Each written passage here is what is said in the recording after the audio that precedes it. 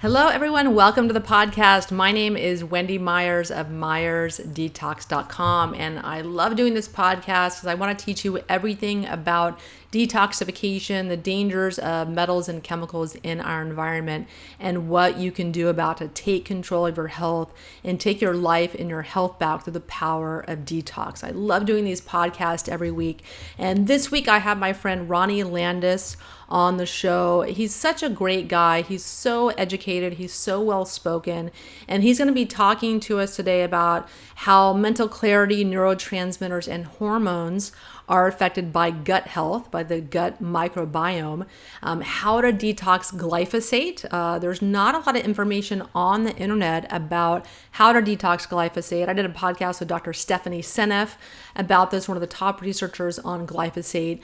And glyphosate pervades our existence and our environment. Our neighbors are spraying it on their weeds. It's called Roundup Ready Weed Killer. It's sprayed on all the non-organic vegetables. It's still sprayed on some organic vegetables if they just happen to be in the pathway next to a farm that's spraying glyphosate.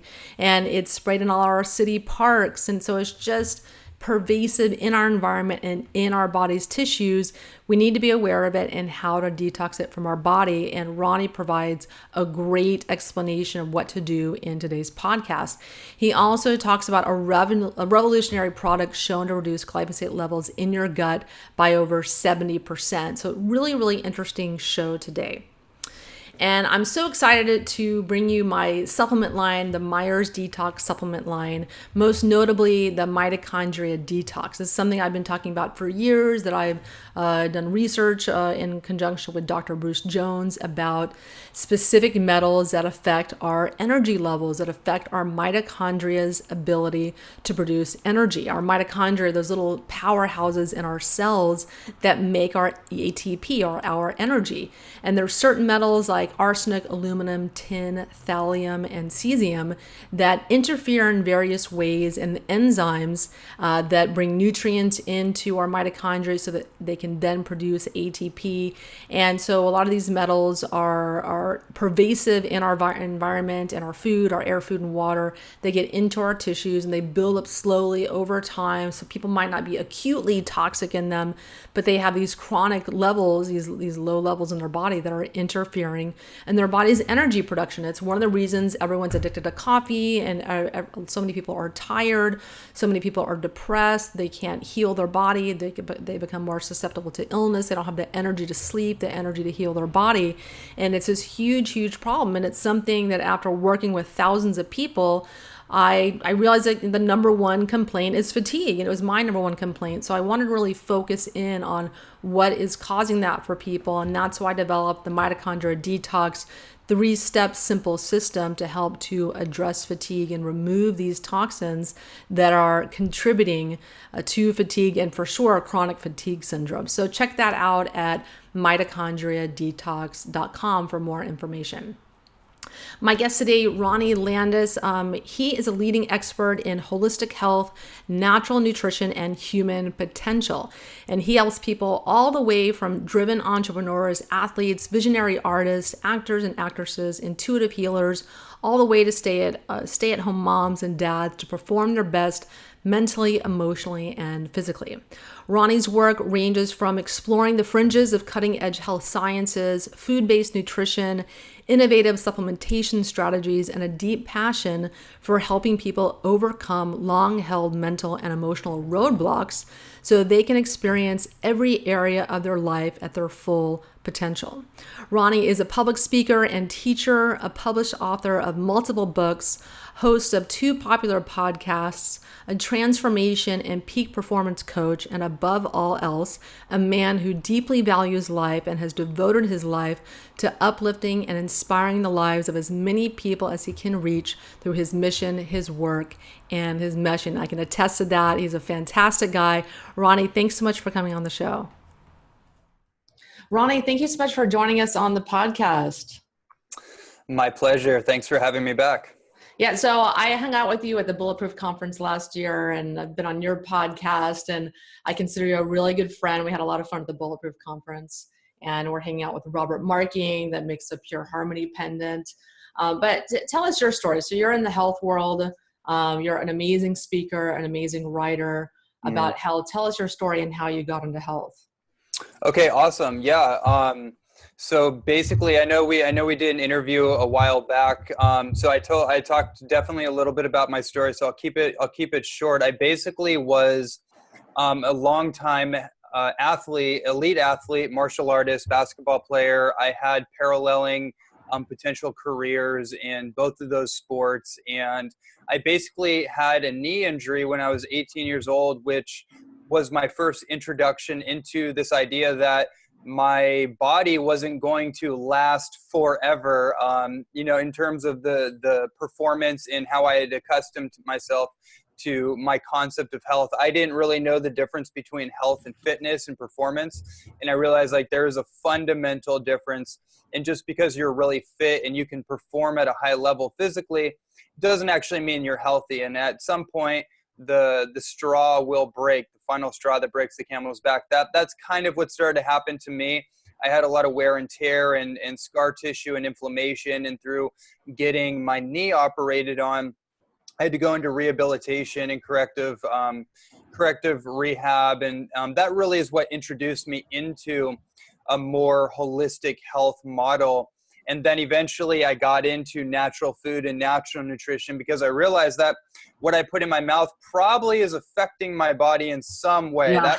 That may, like that makes some kind of sense. And so I just started getting deeper into it. And one thing led to another over a course of a couple of years. And I started to heal my knees. I started to heal like this chronic nagging little inflammation and joint issues and muscular kind of discomfort from all the overtraining, the lack of recovery.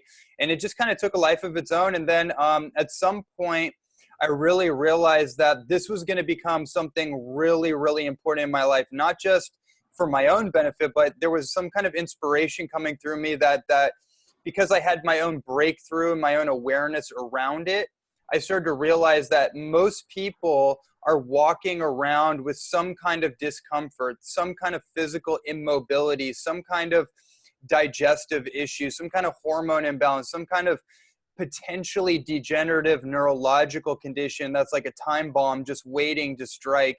And I just kind of got sobered up about the reality of the world we live in our agricultural system, the contamination of our food supply, factory farming, GMOs, et cetera, et cetera.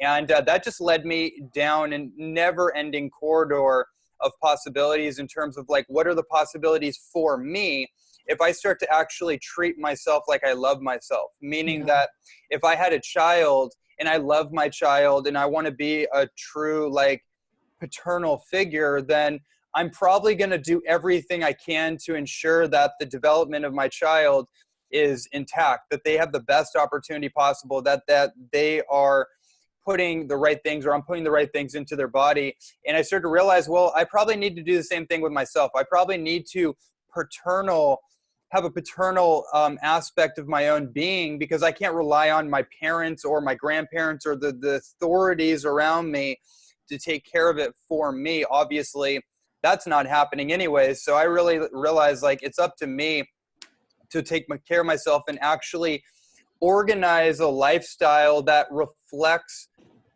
that I actually love myself, that I respect myself, that I have enough self-esteem to invest in organic food, to actually take my health seriously, because I realized that if I break down and if my health breaks down, then I'm of no earthly good to anybody really. And that's what I started to notice, in the spiritual community, because I've been in the personal development field for, many, many years. I feel like I was almost raised in that industry kind of indirectly. And as I started to wake up and start to look at health as a focus, then I realized like, wow, there's a lot of inspiring people out there, but a lot of them are really unhealthy. And they're kind of masking this like personal development thing and this transformation thing.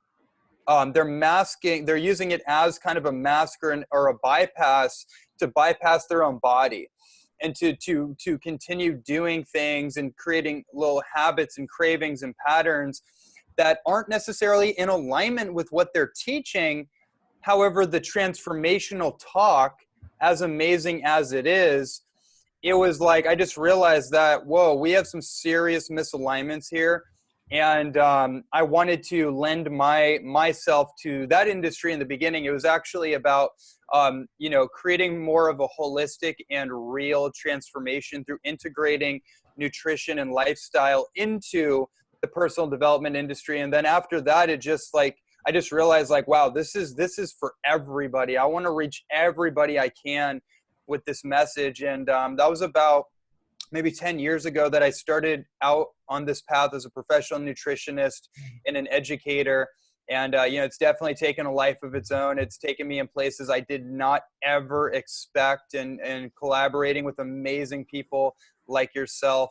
It's literally taken me all over the world. I would not have gone to the places I've gone to. I wouldn't know the people that are some of the closest people in my life if I didn't drink that first green juice, because that's what did it for me. It was the first green juice was the thing, and then everything followed from there. Yeah, exactly. I know for me, it was really starting about detoxification and doing a hair mineral analysis, and something just clicked in my brain, and I wanted to start a website about health. So there's a lot of talk these days about the microbiome. So that's what we're going to be talking about today on the show, and how important the microbiome is for our overall health. And most people, they only think of it as the balance of beneficial bacteria in their gut, and then it may aid digestion. But you speak of it as encompassing the entire human body and affecting all functions of health. Can you explain in detail what exactly the microbiome is, and what do people need to know to ensure that they maintain a healthy biome or healthy gut bacteria? Yeah, absolutely. That's a great opening question. And, so a lot of my work has definitely led into this place where I think a lot of us is looking at this idea of the microbiome as a symbiotic kind of function of the body's holistic system. What does that mean? Well, basically, in microbiome research, most people that are aware of the microbiome are aware of like digestion. So they know that, okay, like I need probiotics and I need fermented foods and I need to have a healthy microbiome because it aids in digestion. And that's a huge part of it. But the microbiome, I want people to think about the microbiome as is something that encompasses the whole system of the body. So basically what that means is every single function of your body, whether it's your endocrine system, it's your cardiovascular system, it's your detoxification pathways, it's your nervous system and your immune system, and it's your joints and your ligaments and all that kind of stuff. All of that is largely, what we're finding is it's largely affected and influenced by what we call the microbiome. The easiest way to explain that is what's called a biosis or dysbiosis, which a dysbiosis is the imbalance of beneficial to not beneficial bacteria. And, that's why we have this whole idea of antibiotics, which is a relatively new concept, by the way, in our Western civilization. Pharmaceutical antibiotics, it hasn't been around that long. After World War I believe, they started implementing pharmaceutical antibiotics because they found that colloidal silver, which was the original antibiotic, was so effective as an antipathogen in reducing infectious, from wounds and stuff, infections from wounds. But they couldn't patent it. So they basically came in and kind of hijacked that and then told the colloidal silver people that, hey, look, we're going to take over now. You are no longer allowed to prescribe this or market it as an antibiotic. It's just a mineral supplement. That's all it is. And then that's kind of how the antibiotic whole thing came in. And this is such an important kind of sobriety, I think, that we all need to come to in our civilization, is that what that has created, and also from the pasteurization, I'm going to kind of go back and bring it up to date, the pasteurization concept from the scientist Louis Pasteur. That's where we get this idea of pasteurization, like pasteurized milk, pasteurized coconut water, pasteurized water, really, now that, with all the different treatment methods and sterilization methods. Well, all these theories have all come about because of this neurosis and this phobia of microbes, right? The whole pasteurization concept came because Louis Pasteur was convinced that disease was because of infectious organisms, and it was all based in infection. So you had to sterilize everything. Like your environment is basically out to get you. And it's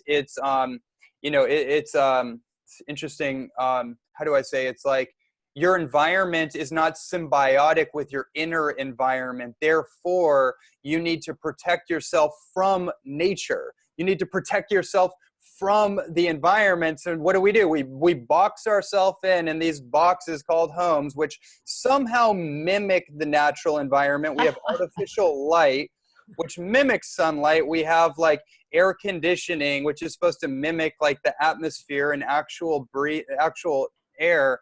We have a carpet floor, which keeps us ungrounded, right? And then we have like artificial heating, which is, you get where I'm going. Like the elements of nature have been replaced by artificial surroundings. And so the human being in modern time is so dislocated from the natural environment. It's actually created a dislocation in their inner ecosystem.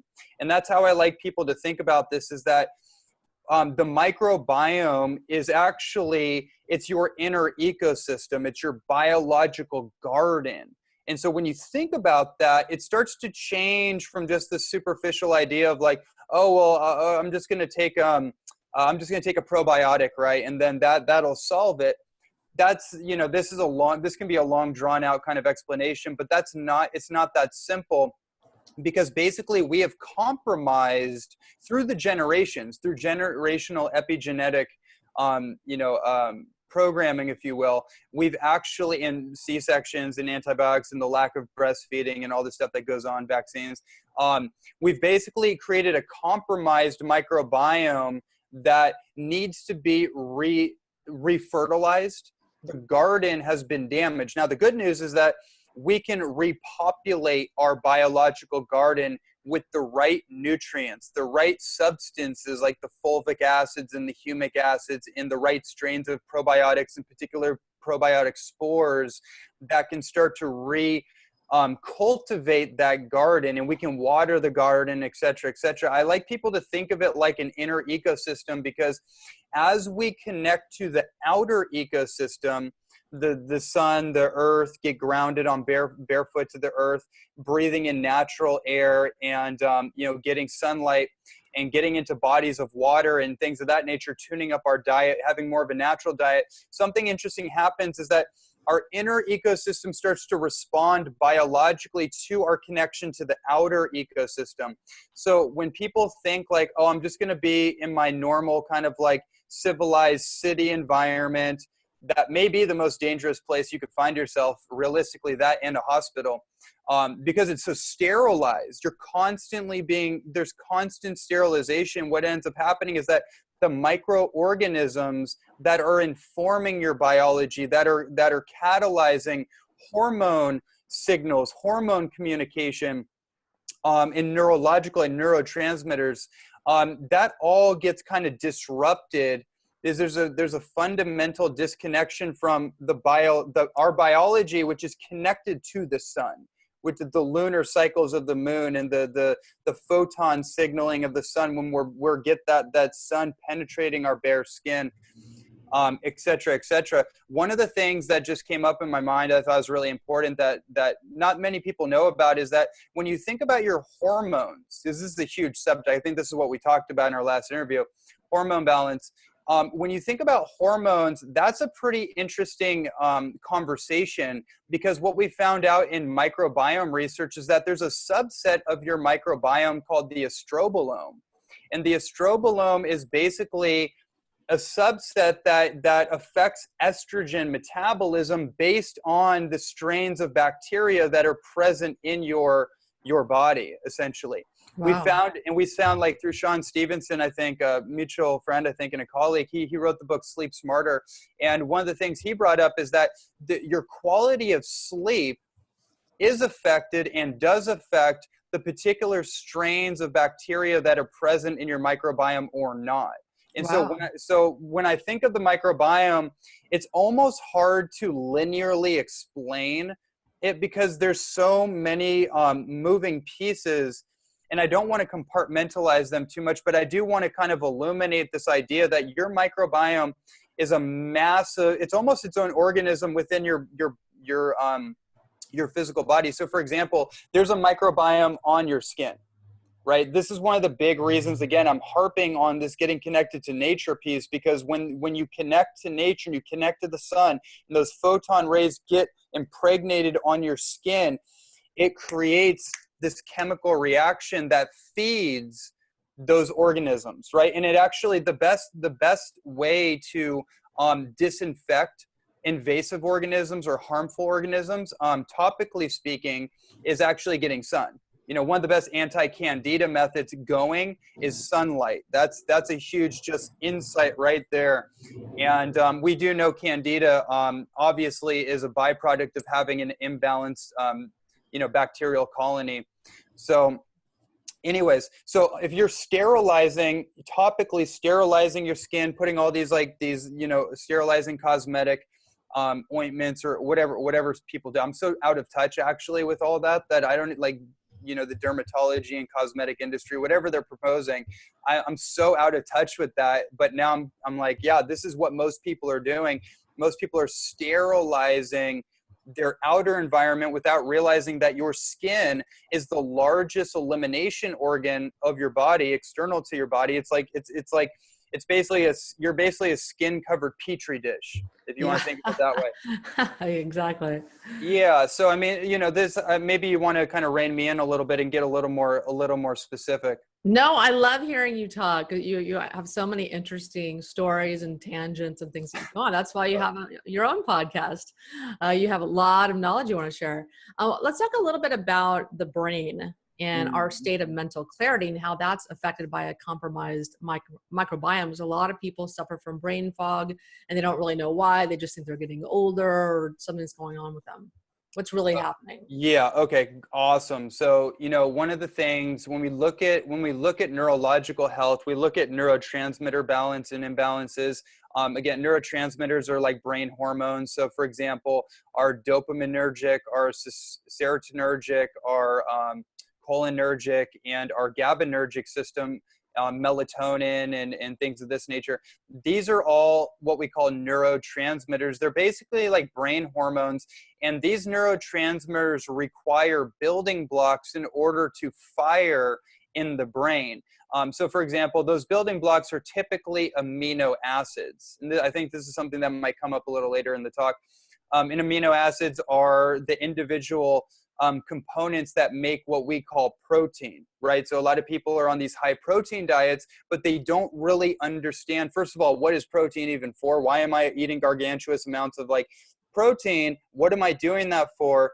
And then what is it I'm really after? Well, really what you want is amino acids. This is why amino acid therapy has been so powerful. One of the most incredible things for me, just on a side note, has been free-form amino acid therapy. I just want to put that out there because those are the building blocks for your neurotransmitters. Now, an interesting thing we've also discovered is that certain transmitters like serotonin, the old idea, like in psychiatry, the old idea is that it's just a byproduct of the brain, the physical brain. So like serotonin is just being stimulated based on what's going on up here. What we realize now through microbiome research is that 80 to 90%, maybe more, of your serotonin production is generated from what we call the ENS, the enteric nervous system, which is categorized as your second brain. So if people have heard this idea of the gut-brain connection, that's a profound discovery. I think my colleague Donna Gates really turned me on to that maybe 5 or 6 years ago.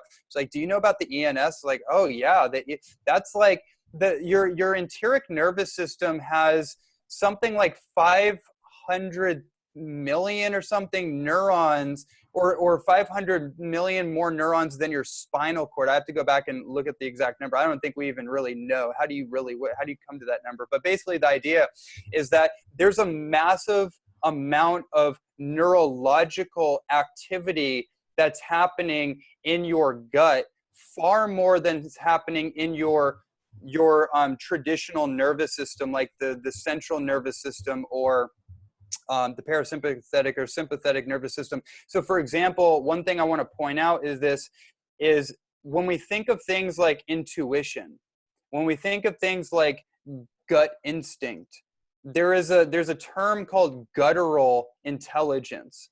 Now, a lot of this has kind of been esoteric. It's been more kind of like, listen to your intuition, but people are up in their head listening to their intuition, which is just like kind of like listening to the voices in your head, trying to make a decision about something in your life. And there's like, you know what I mean? It's like people are kind of in their head about it, but true intuition is a gut instinct. It's not even an emotional instinct. That's a whole different subject. It's actually a feeling that you get in your gut, right? Like, why do we do anything? Why do we take big risks in our life? Why do we make big life changes that may not be logical, but we get a feeling? We have a gut feeling. Well, I'm going to suggest that the guttural intelligence, which is also, in my opinion, true intuition, is based on microbiotic intelligence. Yes. It's based on the health of your microbiome. And I know this for sure because when you do look at the nervous system and the compartments of it, if you take like the sympathetic stress response, for example, why are people so stressed out? Is it just emotional stress? Is it just psychological stress? Is it just existential kind of like crisis of like, oh, I had a midlife crisis. I don't know what I'm doing. What's my purpose? I don't think it's just that. I think it is biological, hormonally, like, and physically driven. And that stress response, that chronic stress response where people get locked into a hypersympathetic state and they can't quite get out of it, but they're trying all the willpower and the personal development and the tapping and like, okay, I'm not going to be neurotic, although I'm kind of, you know, it's I'm kind of helpless. You know, I found that when people tune up their diet, but not just, that's kind of general, when people specifically get off the food allergies that are antagonizing the gut lining, creating leaky gut, that are antagonizing the microbiome itself, they start to clean out the certain compounds that are creating agitation. They get off the 5 main food allergies, wheat, corn, dairy, soy, and refined sugar. And then there's obviously subsets of those. But I found when people, children in particular, when they get off those things, especially the dairy and the corn, or the dairy and the soy and the wheat, their entire personality, their entire behavioral issues, the ADD and all that starts to clear up almost across the board. And so I find that really interesting, you know, just coming back to this whole idea of the microbiome, you know, because it's really like our brain chemistry, our ability to focus, our ability to be in that serotonin, GABAergic kind of like ease and grace that everybody wants to feel. It's very challenging to actually get into that state if you have a compromised nervous system, if you have a compromised microbiome. So, you know, this could kind of like, I feel like this could go into a number of different tangentials. One more thing I would say about that too, in regards to the point I'm making, is that what we found out is that 80 to 90% of your immune response is dictated in your microbiome as well. That's really important. Thinking about food allergies in general, what happens when somebody has, they put something in their body that it creates like an allergenic response, right? And then there's certain proteins, you know, leukocytes and cytokines that are produced that are basically like inflammatory components. They're creating inflammation to protect the body, essentially. Similar to like cancer. Cancer isn't in and of itself the problem. It's actually a response trying to buffer the real problem, which is some form of toxicity or an infection. And if it didn't buffer in the form of like a cancer, like a protein coating or a tumor, then they would actually create more of a systemic issue, right? So it's kind of a similar thing. Now, so anyways, long story short, you can kind of derive from all this that our microbiome, and let's just say our digestive environment, where most of the microbiome's in the small intestine, where it makes the most difference, kind of what we're talking about here. If you get that tuned up and you can start repopulating and refertilizing and recultivating your biological garden, what's going to happen is that your immune system is going to start coming back online. The intelligence of your innate immune system and your adaptive immune system is going to start to come back online. You're going to start to notice there's this, like, you just don't get sick like you used to. If you're getting sick and you're getting the common cold and that kind of thing, I want you to skip over this idea of like, oh, my immune system's down. And I want you to kind of take another step and think, oh, maybe my microbiome is compromised, right? And start to look a little bit deeper there. If you have brain fog, right? We know this with Candida. Like it's called, you know, one of the things I talk about is Candida consciousness. And basically that's where almost like your consciousness gets pirated by some kind of energy that has incessant cravings and is constantly reaching out of itself to put things in your mouth that you consciously know are not good for you, like those food allergens. There is a phenomena where people get addicted to food that they're actually allergic to. And I thought for a while, like, why is that? What's that about? And I realized that when we do have a compromised microbiome, when we do have a dysbiosis, the opportunistic organisms like yeast, mold, fungus, parasites, viruses, etc., those organisms are actually intelligent, sentient beings of themselves. They may be microscopic, they may be nano-sized. However, they are living beings with their own agenda. And their agenda essentially is to use a host as a remote control for their own fuel supply. So if you're wondering why you have sugar cravings, you're wondering why you have you have this allergy, this wheat allergy or this dairy allergy, but you can't stop. You kind of have this thing where it's a love-hate relationship with it. I want you to consider that there may be an underlining infection of some sort. And then what we need to do, obviously I can't prescribe anything, and this is very general. I'm just speaking generally, but you really need to focus on the garden itself, the inner ecosystem. And in closing on that thought, it really comes down to terrain modification. It's because if you just think about like the traditional Western approach is that, okay, there's an infectious organism, there's a bacterial infection, a viral infection. We need to drop a nuke on that in order to stop the infection, right? And that makes sense in linear logic. However, the body is infinitely more dynamic. It's infinitely more complex. And we, I don't need to drill that point too much, but if we only focus on sterilizing, if we only focus on killing the bad guys, killing the bugs, then it actually creates a metabolic problem. It creates a dysregulation of our own biochemistry, and ultimately will create a further systemic issue within the microbiome itself. And these infections, you call it H. pylori or nanobacteria like calcium forming organisms, Lyme, Borrelia, et cetera, all these things.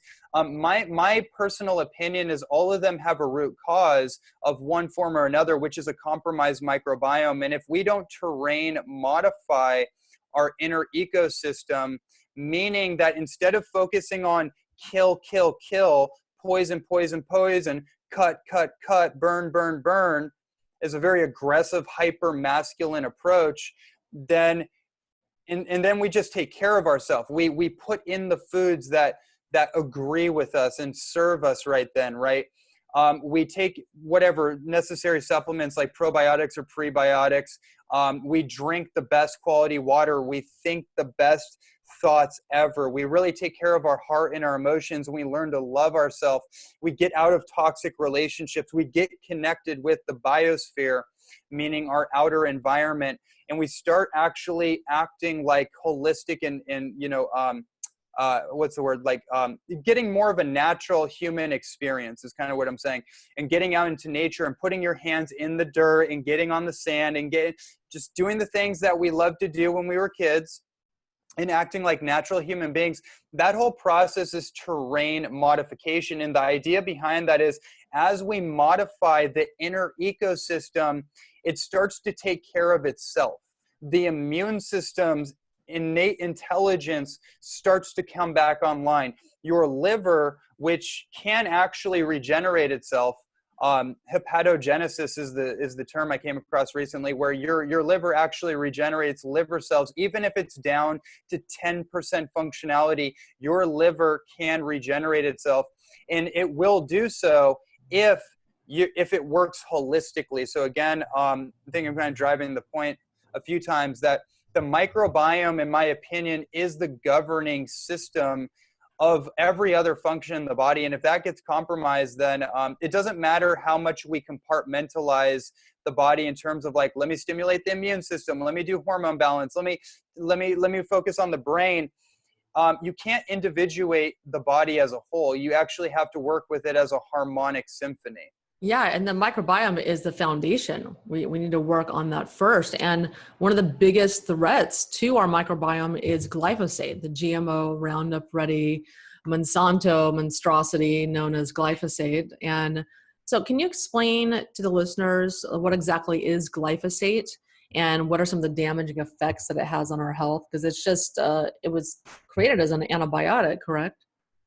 Yeah, no, absolutely. Yeah. Okay. So I'm glad you brought this up. This is something that I've been diving into more seriously over about the last 6 or 8 months, really realizing that the silent epidemic, toxicologically speaking, in our world is glyphosate. Obviously, there's a lot of other things we could talk about, but for me personally, I realized that the glyphosate epidemic is one of the biggest environmental catastrophes of our time. And it's something that is unavoidable in our food supply. You know, first of all, what is glyphosate? Well, glyphosate is a glycine monomer, phosphonomethylglycine is what it's technically called. And basically, it's a glycine analog. It's, you know, glycine is one of the essential amino acids. And if your body is deficient in glycine, then there's going to be a receptor site in the body that's void. And one of the things that's really important to understand about environmental toxins, this also, we could talk about like radioactive iodine, radioactive zinc, radioactive minerals in general, and how that affects the thyroid and different things, is that your body has particular receptor sites for certain nutrients, minerals, amino acids, etc. And if those receptor sites are unfulfilled, meaning that they're not filled with the authentic compound, your body will receive an environmental toxin, potentially like radioactive iodine or chlorine or bromine or fluoride, which are all halogens, and they're very similar to iodine. If your body has a void in that receptor, it will attract and plug in a mimicking compound. This is called the toxic mimic, and it will take that in because it has enough of a frequency and a molecular structure signature to fit into the void. And so the same thing with glycine, you know, and glyphosate. Like if you have a glycine or an amino acid deficiency, then what's the next step up? Well, it probably is going to be something that mimics that, like an analog. We've heard about B12 analogs, for example. It's a compound that essentially will fit into the receptor, but it's going to actually, once it does, it's going to block the authentic compound, being glycine, from actually being received by the body. That's only one thing. That's just one part of it. That's what glyphosate, chemically speaking, is. Now, what is the danger of glyphosate? Well, if you want to really go deep into that, I recommend you study the work of Dr. Zach Bush. I think he has the best explanation out there in terms of like, where did glyphosate come from? What's the story behind it? How did it get into our system, our food supply?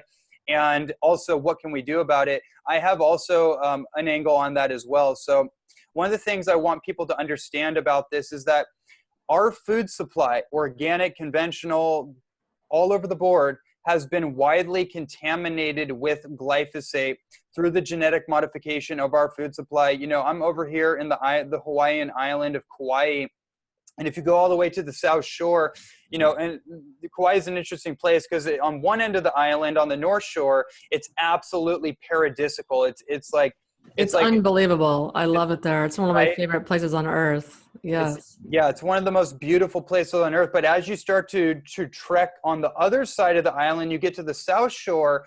It's very much like a barren wasteland, comparatively speaking, and it's really like, it's actually kind of depressing when you see the contrast. And one of the things you'll notice is that on the right side of the road, as you go towards the end, there is basically a genetically modified crop, basically growing corn, GMO corn and stuff. And the energy there it's like the energy of death.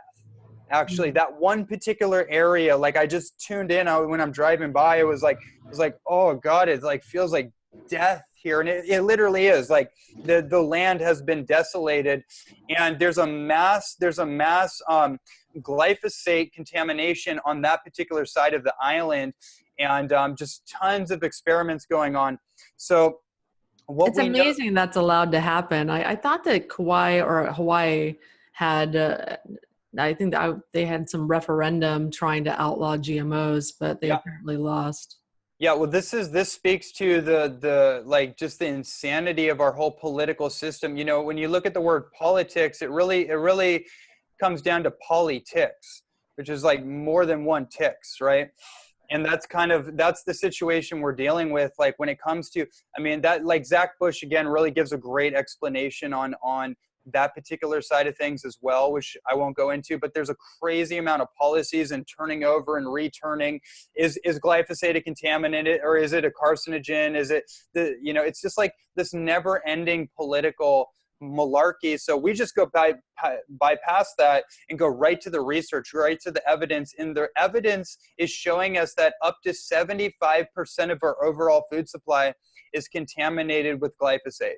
So this is a particular subject that is near and dear to my heart, because I realize that this is unavoidable. It's like radiation. Like we are not getting out of this that we know of. However, now we need to look at what can we do about it.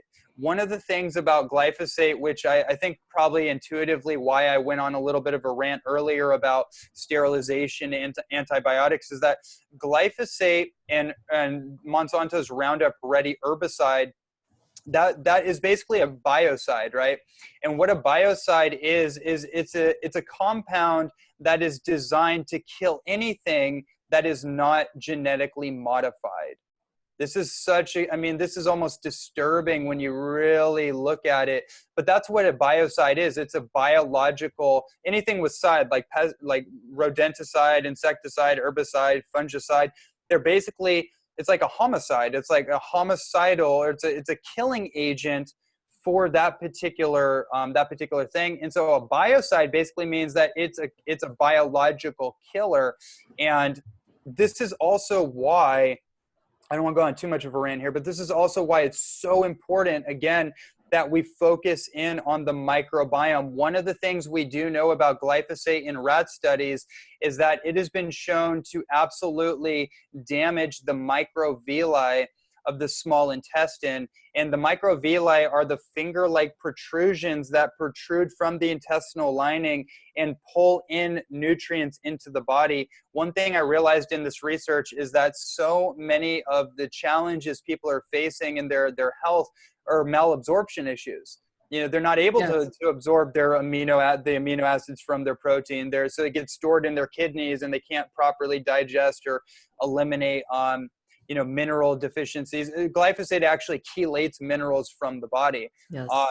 There's actually an endless amount of things that we could talk about. For example, the cytochrome P450 detoxification pathway, phase 1, phase 2, phase 3 detoxification, and that having to do with the aromatization and inhibition of good hormones. Basically what aromatization is where certain hormones like our testosterone or progesterone gets converted into bad forms of estrogen, and we call that estrogen dominance. A lot of that just has to do with the xenoestrogen pollution in our environment, and the cytochrome P450 detox pathway is just one of the ways that our body protects itself and detoxes these compounds.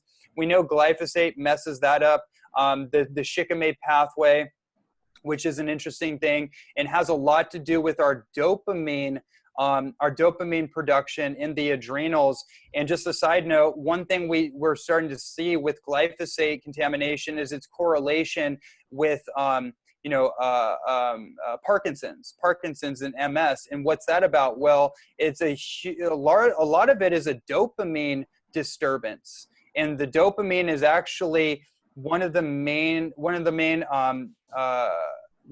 compounds that supports in the myelination of our nervous system and the deconstruction of the myelin sheath, which is what coats the nerves from oxidizing and unraveling, essentially.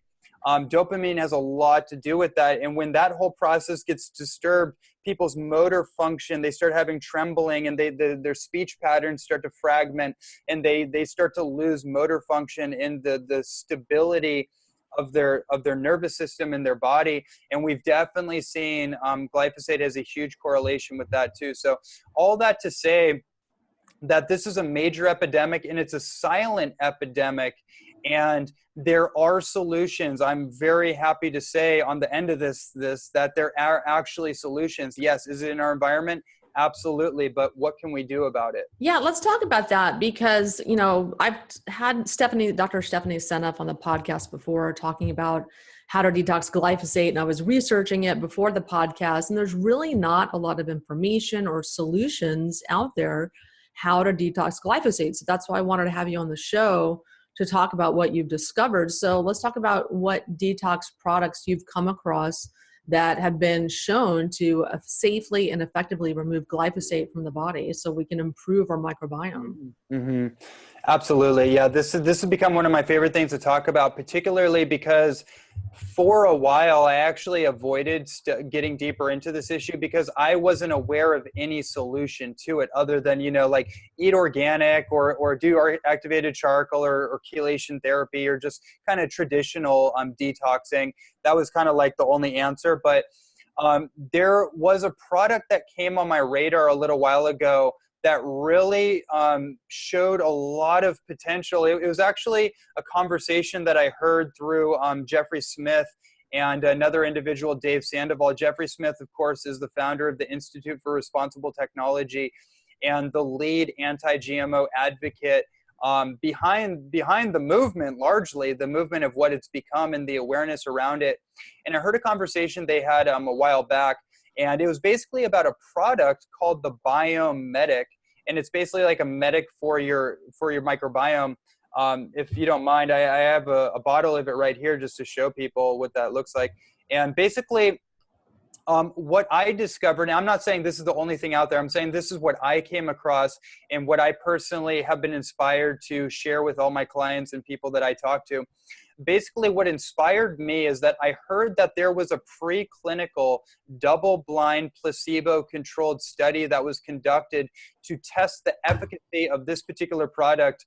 And basically what they did is they took a group, I believe, of 8 people. It's a preclinical study, a small study, to just gauge, like, okay, our theory is that this is an effective model to essentially detox glyphosate from the body. As the basic premise they're working with, right? We want to see, obviously, the efficacy of this in real time. So what they did is they took this group of individuals. They were all coming from a standard American diet. So that was just like probably a 100% GMO type of diet. They insisted that they did not change the diet. They wanted to really see, like, okay, how effective is this on its own? What are the test results that we can derive? Within 6 weeks, what they found out through testing them before and then testing them after is, on average, they were able to see a 74% reduction in glyphosate independent of the diet that they were on. Now, that to me was like I mean, I listened to that. I was like, whoa, that has to be a mistake. That doesn't even make sense to me. And through digging into it and looking at the ingredients and really, really getting an understanding of the mechanisms behind what was happening, it started to make me understand this whole process a little bit more. One of the other things that came through in that research study is that there was a 75% in CRP, C-reactive protein. Now, they weren't going for that. That was a complete surprise to them. And what that indicated, that there was a direct connection between the microbiome, in heart disease, cardiovascular health, because CRP is one of the main biomarkers for heart disease or degenerative heart conditions. Also, there's homocysteine, which is a whole different subject. But C-reactive protein is one of the main biomarkers.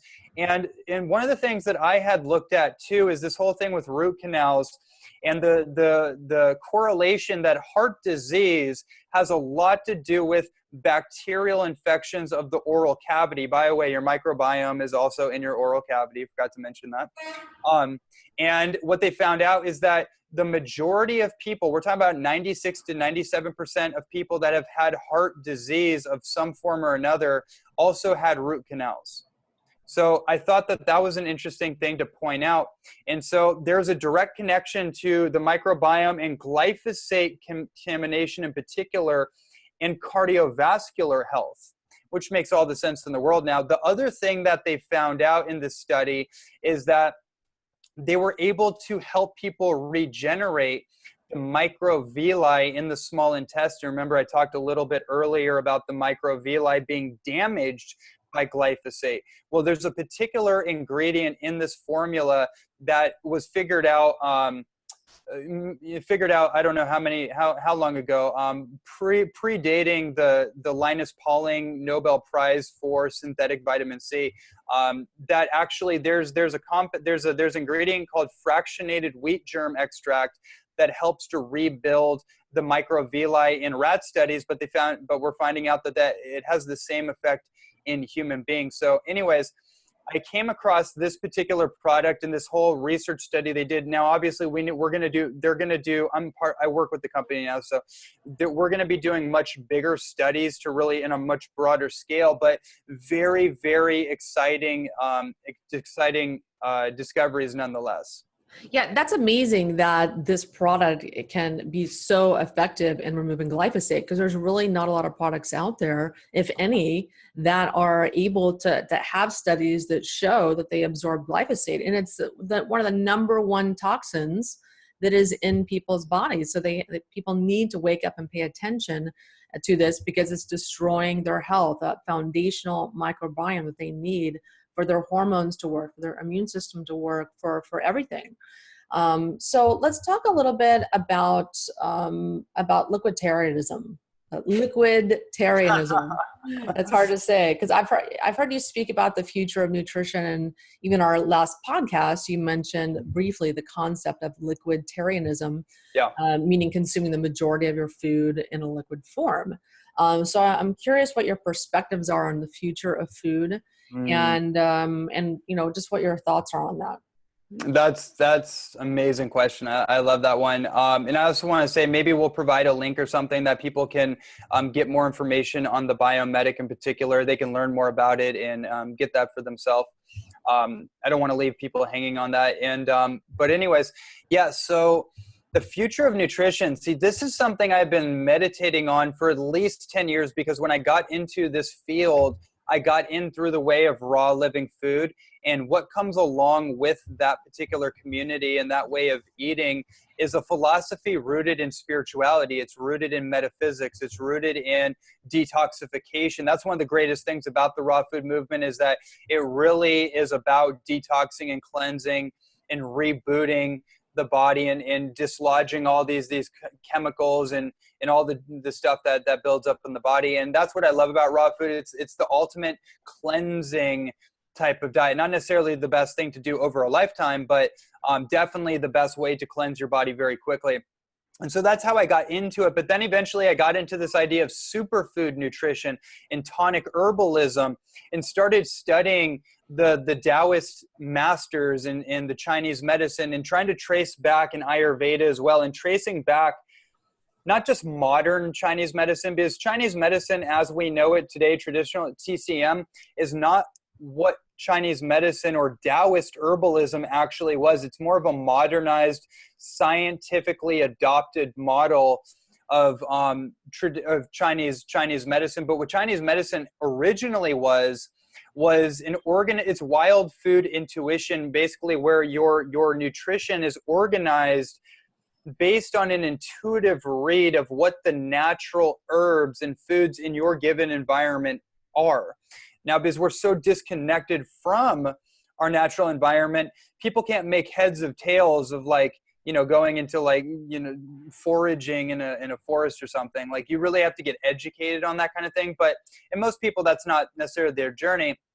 But what's been provided to us is through our accessibility to pretty much everything. We can actually get on board with all the greatest superfoods. We can get on board with the greatest tonic herbs and medicinal herbs that, the pharaohs and the avatars and the emperors and the sages, they didn't have access to all of this. They didn't have it like they could just go online or go to a website or go to a store and actually start doing things like reishi mushroom and spirulina and ashwagandha and chlorella and all these things. We actually take for granted how much abundance we have at our fingertip. And so because I recognize that, I realized that I should probably saturate myself early on with all this. I want to see what's going to happen if I saturate myself with living foods. I saturate myself with superfoods in the form of like $50 smoothies. No joke. Like, I was literally putting in aloe vera gel and then like spirulina and chlorella and blue-green algae and marine phytoplankton. I'm doing a bottle of marine phytoplankton from Oceans Alive and cacao and maca and hemp seeds and all that kind of stuff. That's how I got into it. And what started to happen to my body is that something changed metabolically, where I stopped needing physical food.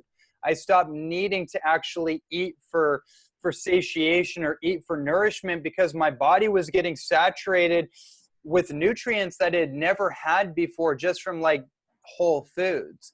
And one of the things that's important to talk about here is that our entire food supply is incredibly deficient. We talk about these kind of things and we hear about this, but the reality is, and also with the contamination of glyphosate is one of the focuses here, our entire agricultural food supply it's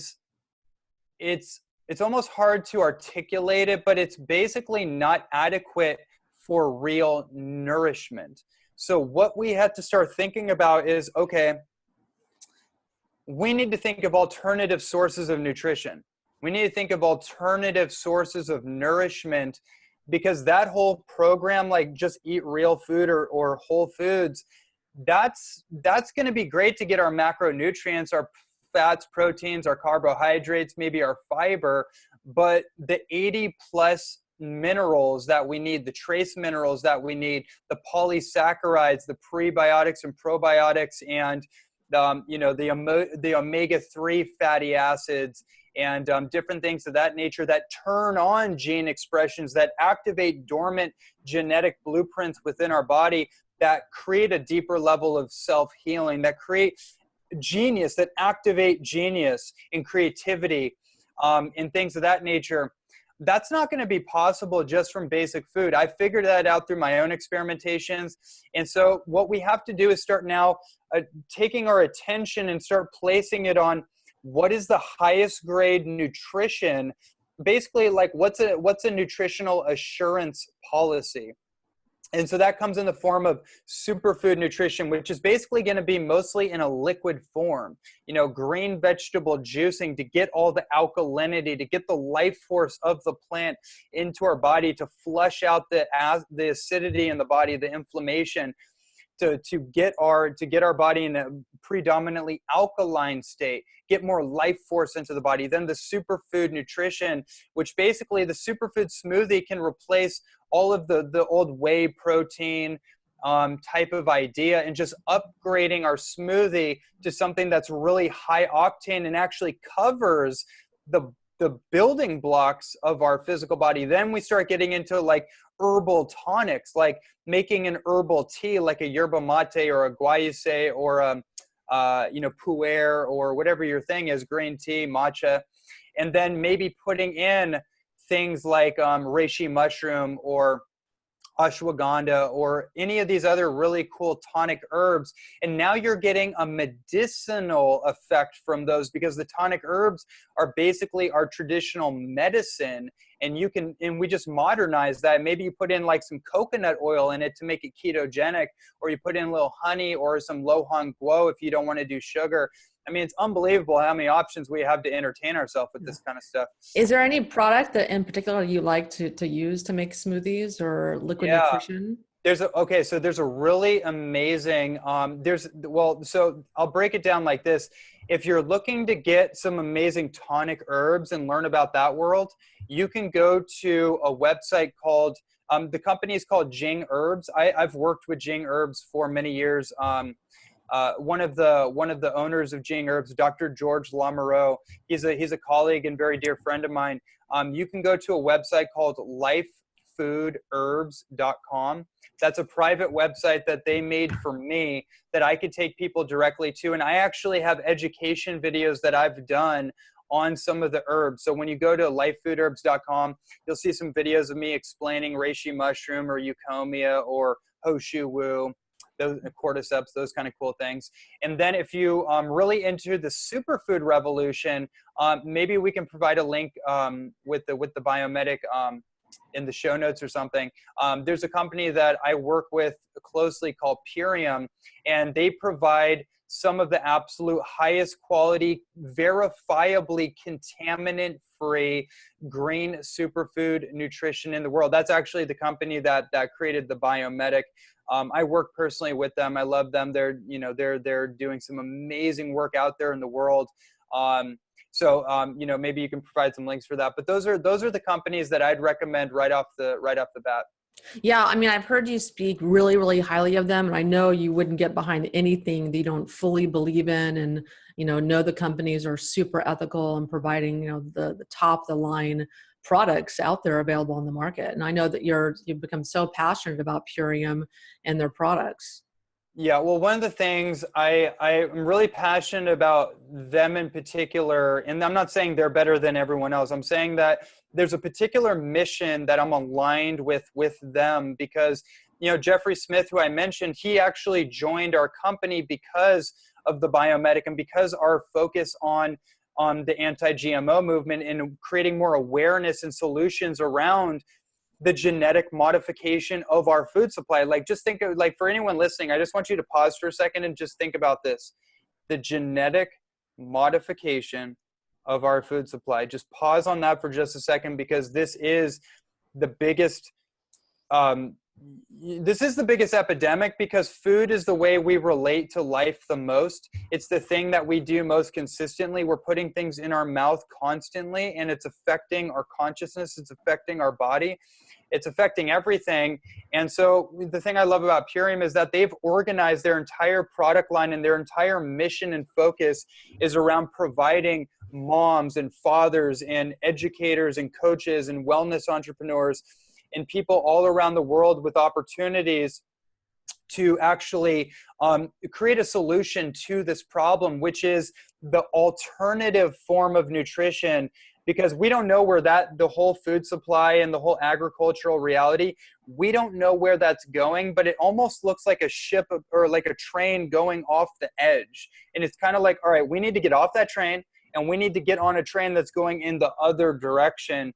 And, Purium is one vehicle that I found to be going in that direction and empowering a lot of people.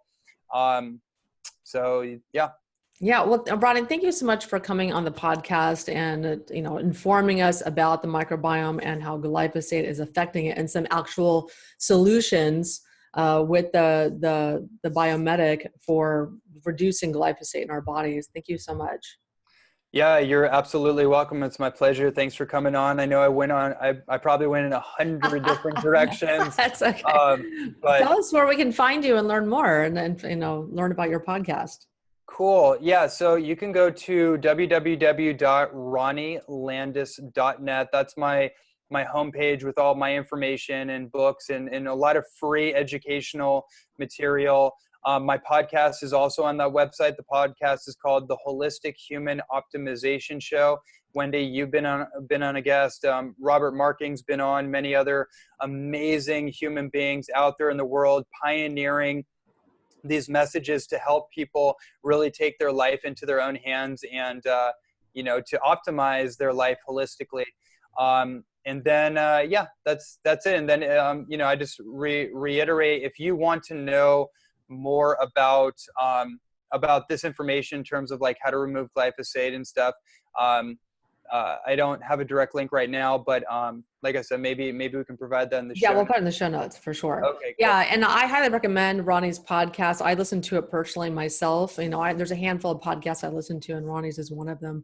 I highly recommend it. I just like to speak and the consciousness aspect of the health. I think it's really nice.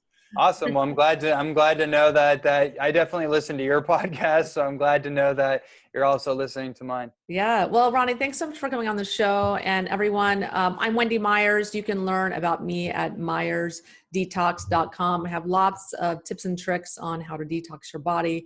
And I have a free download. You can go to detoxforenergy.com and download my top 10 tips to detox like a pro checklist. So that's my top 10 tips after working with thousands of clients and how to detox them. It's just some simple things that you can do at home to get started detoxing your body of metals and chemicals. So thanks so much for listening, and we will talk to you next week.